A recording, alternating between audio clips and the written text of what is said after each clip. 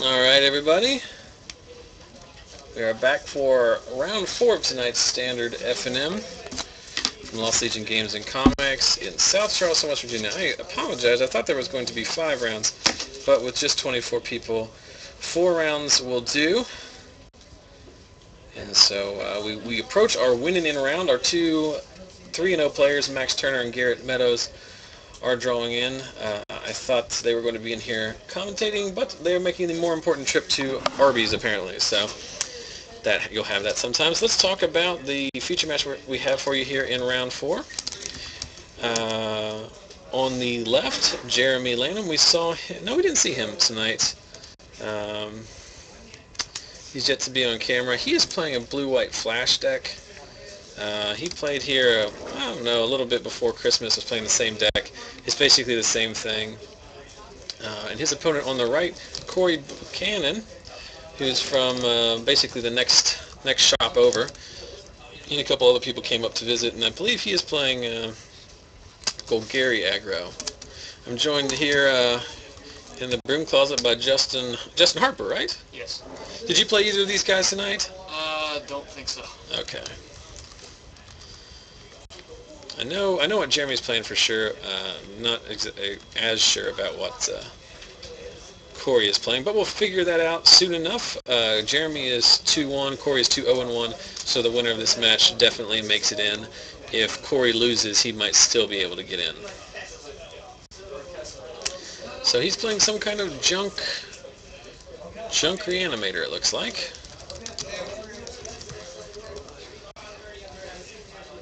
So we'll see how this goes. Don't think we've had either of these archetypes on the feature match tonight, so should be interesting. Turn 1 Arborov, turn 2 Mulch from Corey. And of course, Augur Bolus is about the only, other than Augur Bolus and Runechainer's Pike, there's very few cards that Jeremy's going to cast during his own turn in this game.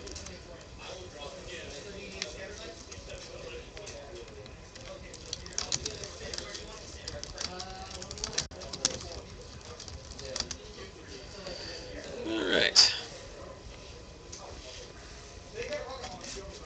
Can you see? Alright. Do you know what he got off that Augur Bolus? Did you see what he picked up? Yeah. Didn't see myself.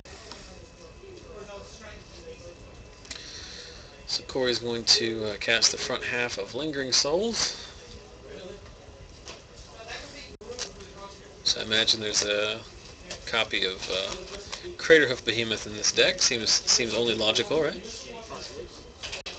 Haven't seen too much use of him. Yeah, he's seen some play in Legacy, and Elves decks is basically just the same way they use him here in Standard with the tokens. It's just make 4 or 5 little guys and cheat out the Craterhoof Behemoth and attack for lethal. All of those things seem pretty good, so we'll see if that is in fact one of the game plans that Corey has. I believe that was an Angel of Serenity that went to the graveyard off the first Mulch. Yeah, probably was. Considering he's playing a Reanimator, he'd probably rather have it there. Yeah, I think he's not too upset. We see another Mulch, and there is in fact the Craterhoof Behemoth, as well as a Thrag Tusk, another Mulch, and a Lingering Souls. So none of those go to hand, as they are not lands.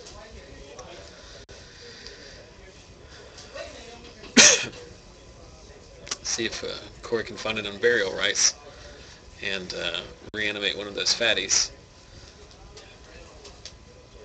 Of course, in this matchup, it's going to be very unlikely that the first half of Unburial Rites is going to connect. Yeah. But as long as it's not dissipated or syncopated, it should get him on the trip back. Although I am pretty sure most of Jeremy's spells are removed from the game effects. Attack from some Lingering Souls tokens brings Jeremie down to 17. Casting an original version, Mirage Dissipate. But it seems everyone has those and not the new ones. Yeah. I like the old one better. I like all the old cards better. I'm biased.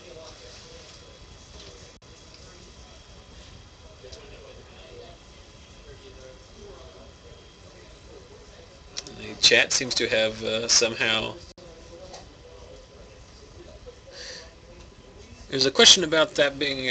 oh, is it Essence Scatter that he got off the... Auger? The Auger? Maybe that was it. Busy sharing links. Huh? Busy sharing links. Yes. So there's a Grizzly salvage. See if that sticks. With 4 mana up, so he can flash back at rights if he happens to flip it. And that is the worst Grizzly salvage ever. So he's got 3 lands he can choose from and a Lotless Troll. I would probably take the Vault of the Archangel at this point. Unless he really needs that over. No, you can take the Lotless Troll. I think those are the only viable choices out of that pile. He doesn't have a ton of power, but there's some incremental life to be gained. But the Lotless Troll at least gives him a discard outlet.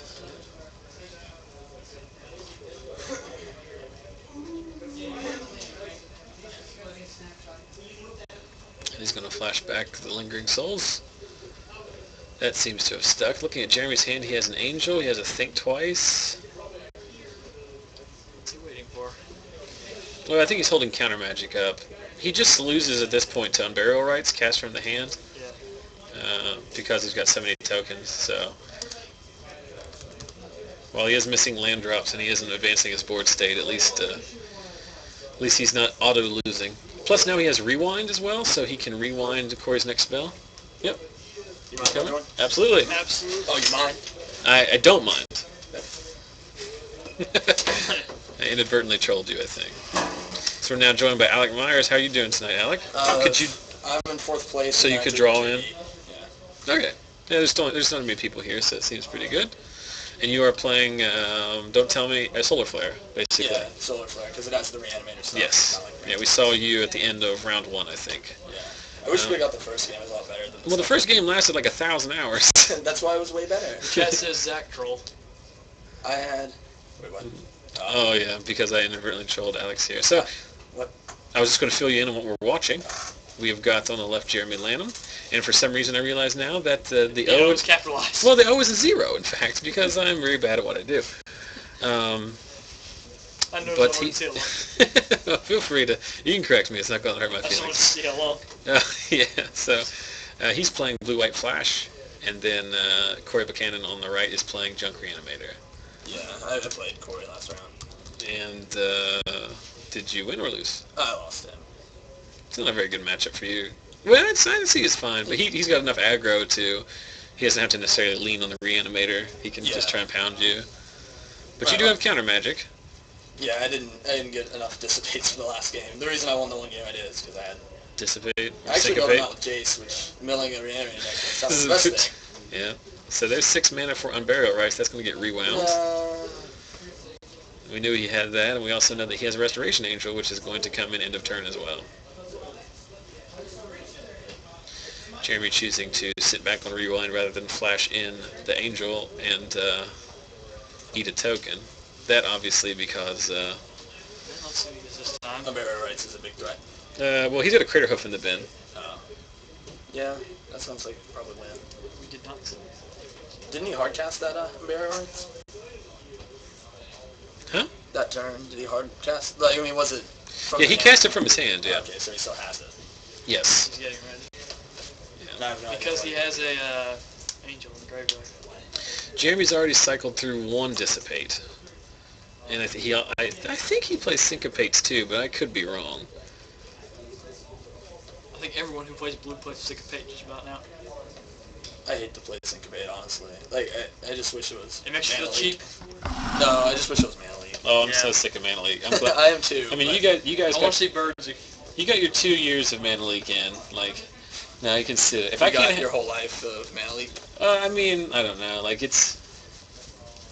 I think it's good to have cyclical like periods where you don't have to worry about Yeah. 2 untapped mana every game. You know what I mean? Yeah. The point is, the problem is though, they took just about every card that everyone knows and loves out of M13. Yeah, they did take not ruin, but they did take a lot of them out. So Corey's flashing back on Burial Rights, no doubt targeting the Crater Hoof Behemoth. And if this sticks, Yep. this is so like he loses. Oh, okay. Yeah. I thought he was going to try to draw top deck a tournament. Or he might not run tournaments. He hasn't run tournament. I mean, he's a flash deck, so. Yeah, Unsummon was his next card. Unsummon would be good, because you can... All the tokens would still become a million, so... Yeah, oh, that's true, because it's end of the board ability, right? Yeah. So, Corey Buchanan and his junk Reanimator deck takes game number 1 of this win and end round 4 matchup. Win and end? That's not what I meant to say at all. So, we move to sideboards, and while they do that, I'll remind everyone how they can help support the stream. It's very simple. We don't ask for anything other than word of mouth, so follow us on our various forms of social media, YouTube, Twitter, Facebook, Twitch. The username on every single one of those is Zach Sells Magic. YouTube has archives of everything we've ever put up. For any guesses, fellas, as to what week of broadcast this is? 10. Okay, we got 10 from Justin. I think it's way higher than that. It's like 21. Close. We're in 25. Week 25. So 25 weeks of FNM. Well, 24. 1 week I did miss before Christmas. Yeah. I had planned on missing it because of travel, but then ended up missing it because I was sick. Twitter @ZachSellsMagic. I do tweets at the start of every round so you know what the matchup is, as well as various stuff throughout the week. Facebook.com/ZachSellsMagic is our primary website. Daily content there, a lot of interesting discussions, so check that out. Make sure you like our page, participate in the giveaways. There's a lot of interesting stuff on there, and that's our best way of spreading the word. And obviously, if you're watching live on Twitch, you know where the website's at, twitch.tv/ZachSellsMagic. Make sure you click the follow button above the video window and to the left. They'll send you an email notification anytime our stream goes live. Obviously, if you, we're always going to be doing Friday Night Magic, same time, same place. But I am streaming one of the Gatecrash pre-releases, and I'm not sure exactly when that starts, so make sure you sign up and follow us on Twitch so you figure out exactly when that is going to happen. And if you're watching us after the fact on YouTube, try to come watch us out. Watch us out? Try and come watch us live some Friday. If you can't make your FNM, come watch ours. Is there something going on in the chat over there? No, I was just reading them talk about anime. Yeah. We've been talking about that for a while. Yeah, there's been a lot of anime and boobs, technically. A lot of interesting discussion in the chat tonight, although most of it not about magic, but I don't care. I really have no problem. It's never about magic anymore. It's all about bananas and potatoes. Last week it got out of control, apparently, which I didn't really notice or care too much about, but... How did it get out of control? I don't know, people just have a good time. It was late. A lot of these people are watching from mainland Europe, at which point it's like 4 or 5 in the morning. Now I'm being quoted. I'm going to go ahead and alienate some of the people in our chat, as well as maybe I think you said you're an anime fan as well. I have no interest in anime. Yeah, I think. Now, but here's the thing: I don't say that in a judgmental way. Like I mean, it's perfectly fine. It's just I have never been interested. I watched Akira, but then Akira is awful because, as I understand it, they leave out like crucial plot points in the movie that, like, unless you're reading like the manga or whatever, like you would never know. And they're like you can't just like leave out like it's very hard to follow. Now hold on, because I get an Overwatch. Okay, apparently someone gets an Overwatch. I recognize almost everything that they're Usually I referencing. don't watch anime, I just read the manga and see which ones, because that tends to be the more As we've correct. talked about earlier, I spend most of my time watching TiVoed episodes of Justified on FX, starring Timothy Oliphant.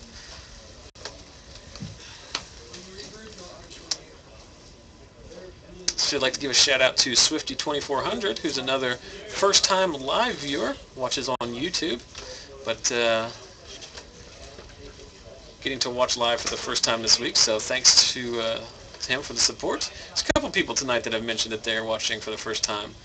A lot of people watch after the fact on YouTube, because remember, we are, this is something that I'm well aware of, is that we're trying to broadcast this silly little show to an audience that is primarily playing Magic right now at their own card stores, or at least on the East Coast. But I'd say that that's the largest population of people that would watch this is American East Coast players. There's a large number of them, as we see Jeromie resolve a mulligan down to 6. Do we have a theme? Is there a theme song for this yet? No. This is about the only thing missing. Someone in the chat make a theme song. It's 5 a.m. in Finland, as older egg roll points out. So, first of all, thanks for the sweet name. 3 a.m. in Ireland.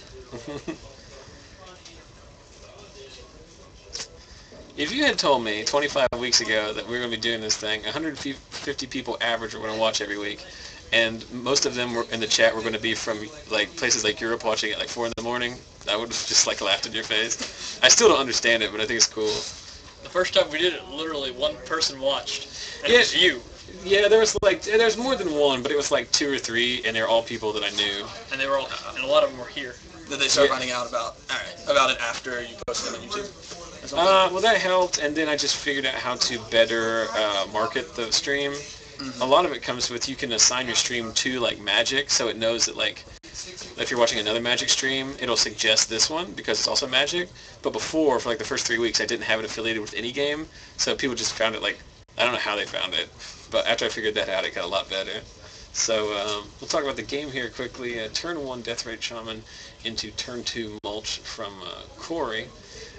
This is one of the decks that can really take advantage of Deathrite Shaman. Obviously, it's good as a win condition. It can gain incremental life. It's incidental graveyard hate against a lot of these decks. It's pretty good against Jeremy because he has Snapcaster Mages, but it's also good because in this deck you can actually get graveyards in the bin, so you can actually help accelerate out off of your Grizzly Salvages and your Mulches. That's why I see a lot of play in Modern because of Fetch lands. Fetch lands, but obviously, we only have, Evolving Wilds, and that's not even that good. We have Yep, so it looks like we're activating the Evolving Wilds there. Or activating the, you know what I meant, Deathrite. I find it ironic that like Deathrite's No, it's just attacking with the Deathrite, sorry. What were you saying? I find it ironic that Deathrite's one of the best cards for Reanimator to use, and then it's also like the bane of their existence at the same time. it is. Someone in the chat is saying that there's some store where they have 40 people in a store, 20 playing at Type 2 and 20 drafting. Sounds interesting. We could, we would never get it split like that. Can't count that. If we did if we ran a draft and an FNM standard, it would just be 2 really crappy events. Yeah, usually draft gets 8 people, which is the minimum. Okay, so let's talk about this Attended Night, which is what Jeremy is playing. The reason Jeremy is playing Attended Night is very simple.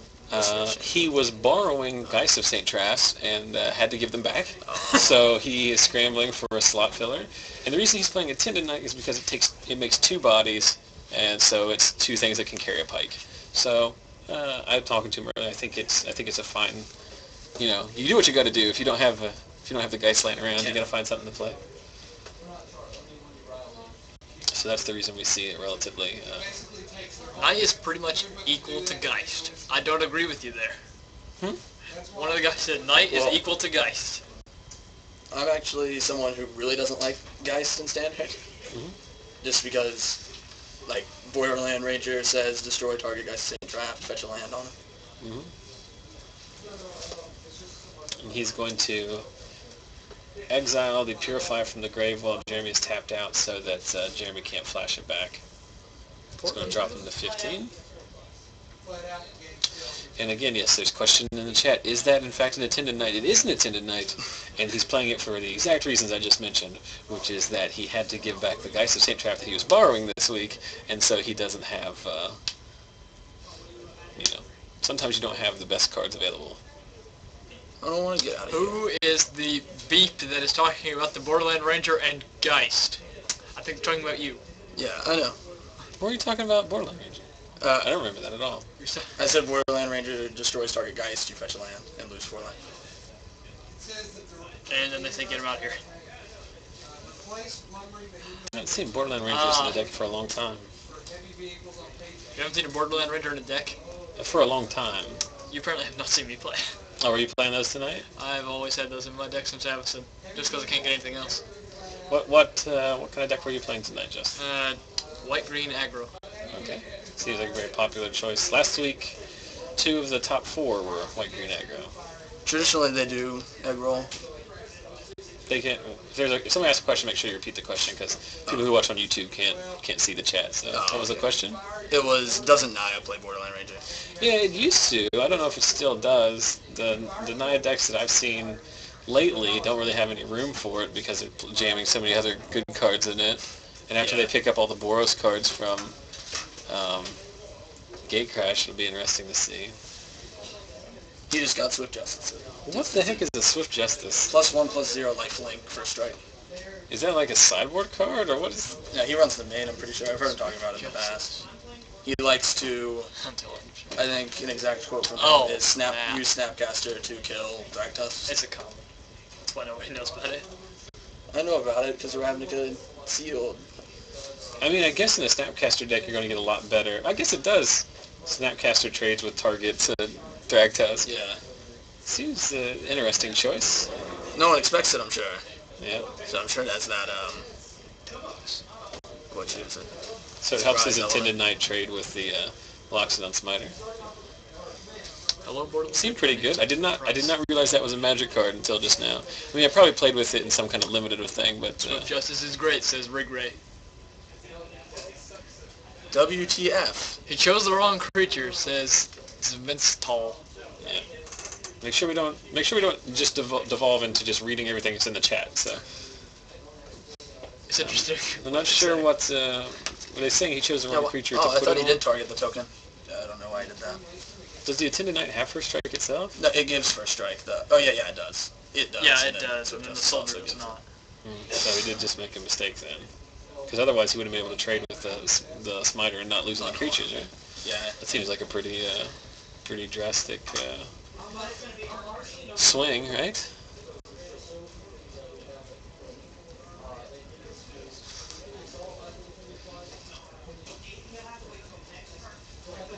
Pro.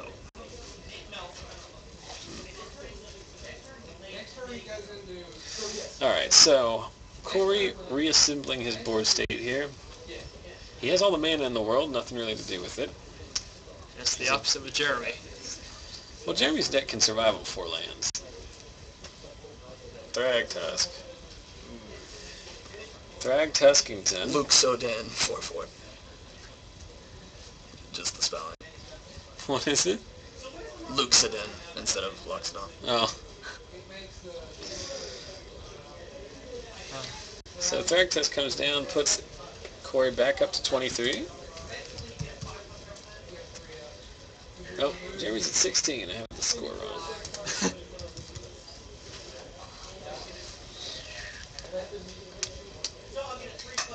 Alright, so, How many people you want to bet on YouTube call you out on that before you actually say it? Just because it's YouTube. what was it?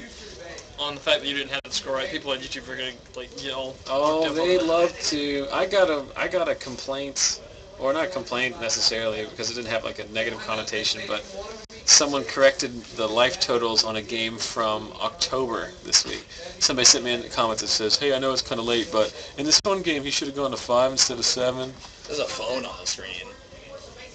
Where? Yeah. Like, your phone. The phone that counts Whose life? phone? Yes. Or iPod or whatever. Oh, I know, but I mean, they had made some mistake or something, and it was a game that was, like, relatively, like, messy to begin with, and I was just like, I just don't know what people want me to do in response to those kind of things. Like, I really don't care. Oftentimes, depending on my mood and the time of the event, I really don't care when it actually happens, let alone, like, 5 months later from some random YouTube commenter. But I always try to respond with tact and, like, say, like, all right, we apologize, but, if having, like, a small mistake is going to impair your ability to enjoy the videos. Yes? What's up? Can I come in? Sure. Welcome He's to the not. room. Why do you have all these big cards kind of just sitting over here? Yeah, those are from Jeremy Bales. He donated them, and we're giving them away as part of our giveaways. This week, you can win our usual play set of rock, paper, scissors cards, and someone else will get to win their choice of one of those box toppers. Did you win, Nick? Let's see. No, I just... Oh my goodness, Nick. No, I mean, I won. You just conceded. Yeah, because he actually had a chance to win, but... Did he? So we see. 7 points. We see. Oh. We gotta talk about this. Oh, So we see the These two. both halves of the Attended Knight trade with the front half of the Thragtusk.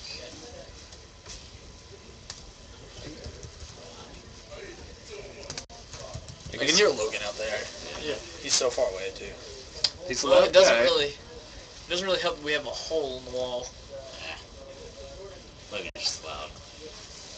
No, not too. So flashing back, Umbriel writes on his drag task. He's mono Thragtusk. Well, this is That's all you need. I love to play this. What? I love to play that. Curiosity. Yeah, I mean, like, Do you not find that? Then why do you play? I was just rolling. You just like put Whenever- this. Yeah, whenever I get curiosity, I just put it on. do you guys know what happens? Is Jeremy just scooping here? It looks like he's scooping. Yeah, I don't Yeah. think he Oh. can. Yeah, that's He scoop. he got stuck on 3 lands for quite a long time. Game so- 3. No. Nope. Game Corey won both. Game 2 was good enough. Like stumbling Oh, against the Reanimator deck. Like this is too bad. Well, Jeremy's deck is not. It's not very reactive when it's behind.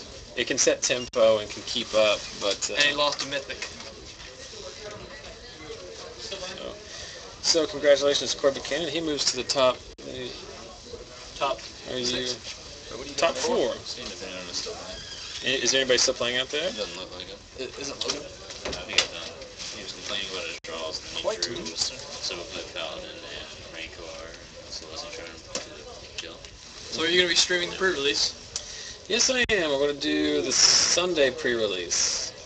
We're going to play in the Saturday Come one on, and bud. stream the Sunday one. You legitimately should though. Nick, why are Oh, you it is here? Sunday. I just realized you're here. Aren't you supposed to be in Morgantown? He comes back almost every weekend. Oh. I'm gonna He's leave. been here for like 5 minutes.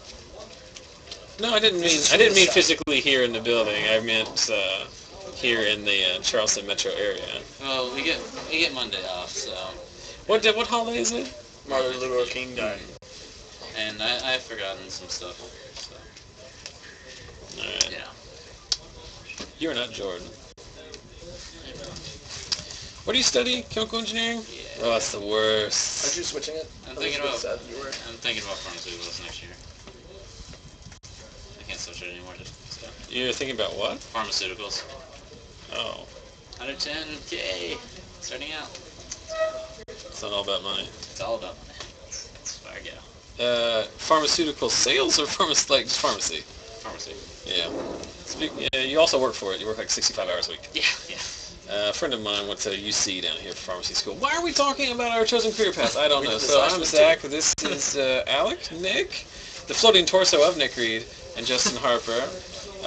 Have you guys been following the Gatecrash spoilers? I've been following the Wizard spoilers. Well, that's what I mean. The Wizard spoilers of Gatecrash, the set. It's 122 right now. I don't like to use the other things because Mark Rosewater doesn't like those people. What did you say? 122. Is that how many we've spoiled? Yeah, that's what I remember. Yeah, we'll get the whole set on Monday, so.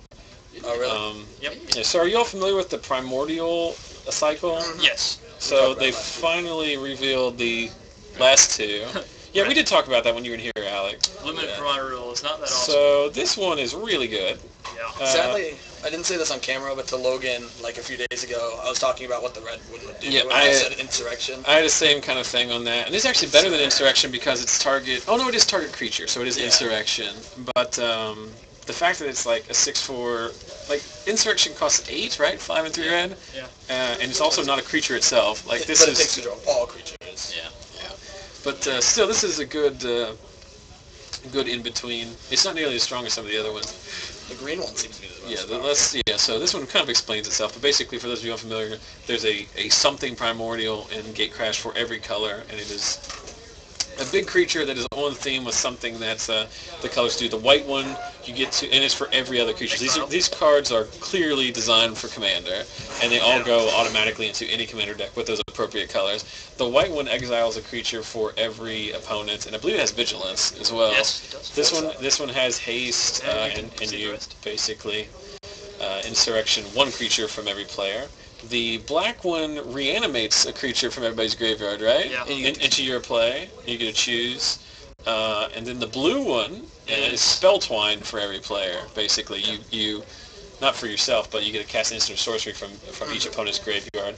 And then we'll show the green one here quickly. The green one is it's not even close. The green one is the best. Yeah. The green one might be better than Primeval Titan in EDH. So this is Sylvan Primordial. It is a 6/8 with reach. And then when it comes into the battlefield, they all have enter the battlefield triggers. For each opponent, destroy target non-creature permanent that player controls, so basically Bramble Crush. And then for each permanent destroyed this way, search your library for a forest card and put that onto the battlefield tapped, then shuffle your library. So it is a 6/8 creature with reach. And it's, Seems fine is in it EDH. only a rare, not a mythic? Yeah, all the primordials are rare. None of these cards are going to be That's played. a bit overpowered for that rarity. Well, none of these are going to be played in standard, so it doesn't really matter. But Well, Sylvan might be. I don't know. It still costs 7. But anyway, 6/8 with reach. Reach is actually super functional in EDH because like there's like some decks still. It's just like standard. Some decks just lose to flyers. But so like Bramble Crush for every opponent is pretty good. Like you can take out nuisance lands like Maze of Ith or Vault of the Archangels, or you can take out enchantments. You can take out you can take out Crucible Worlds. You can take out Sylvan Library. You can take out Planeswalkers. Basically all the nuisance nuisance things in the format you can take out. That would be good enough. If the card just stopped there, that would be perfect. Everyone would be super thrilled about it. But then you get the attack stuff every time. So every time you do actually use the Bramble Crush effect, which you're going to do for everybody, because you can always target a land, right? Yeah. You get to search your library for forest and put it into play tap. So it's a Bramble Crush for every opponent plus a Rampant Growth for every opponent. So this card costs 7, could potentially get you like 3 or 4 lands, Maelstrom Pulse basically. And they're forests. They're not basic lands. They are forests. So you go get your Temple Garden, you go get your Taiga, your Bayou, your whatever, whatever you want. You can fix your mana as well as ramp your mana. Of course, if you're already at 7, you're pretty much ramped your mana already, but unless you are playing with Worldspine. This card is silly.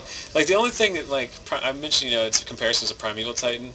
Like the thing that made Primeval Titan broken was, well, it wasn't broken. It was just annoying because it went in every green deck, and all the games ended up being the same. Like in the green black decks, you just fetch for Cabal Coffers and Urborg, and you fetch for Maze of Ith and a Vesuva or whatever, Strip Mine and Wasteland. But like that fetched for any land, so it was a toolbox card. This one you can only get fair cards. You can only get actual mana producing lands. But and now there's a new Vesuva. yeah, there's a new Vesuva. I think I have that. That is actually the card, out of all the cards that have been spoiled, I'm the most happy about. Because as I get in my old age, I'm more excited about the casual EDH cards than I am the standard powerhouses. Because I don't actually play standard. That's very good EDH. Yeah, so this card is awesome. We already listened to the comparison between Vesuva, and basically has the same kind of Vesuva effect, but it comes into play untapped, and you can make 1 colorless mana for it, which is the thing about Vesuva, is it comes into play tapped, and you have to copy another land, so Vesuva can't be your only land.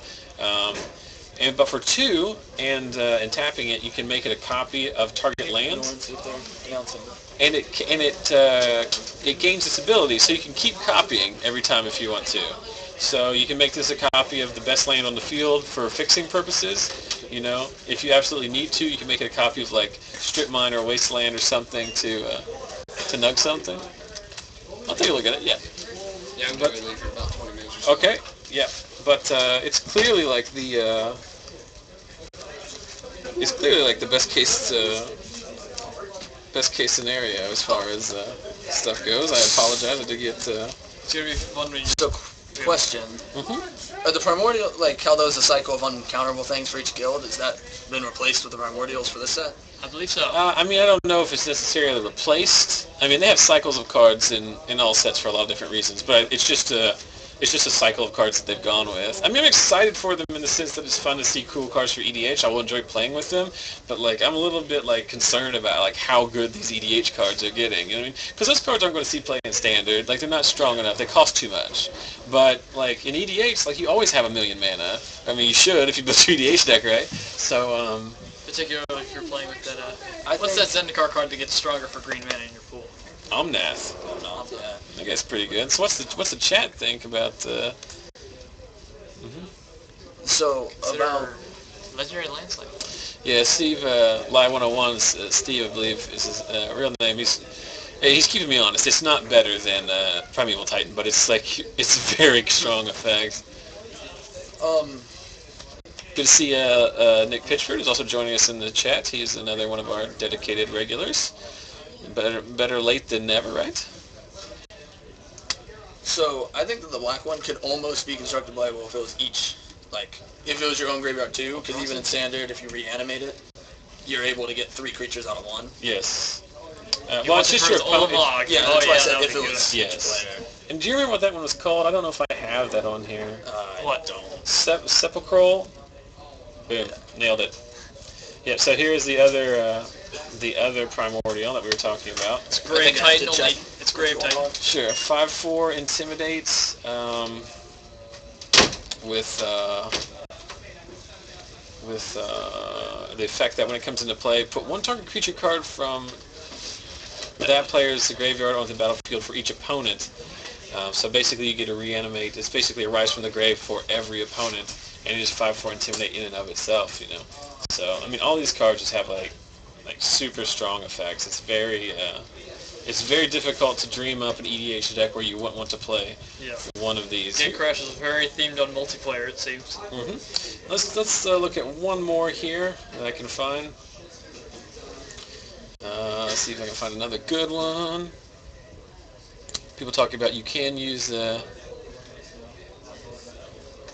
Reprint the Titans. I agree with you. Reprint the Titans. No one wants to see reprint the Titans. There's an interesting point frickin' Carl makes in the chat about, I say the primordials aren't going to be played in Standard because they're 7-drops. It's I'm not actually saying that they're not playable because they're 7-drops. I think that's one of the reasons why. I don't think they're strong enough for 7 mana. The reason the spells you mentioned, like Gristlebrand, Angel Serenity, Gisela, why they're played is because those cards can't in and of themselves win the game.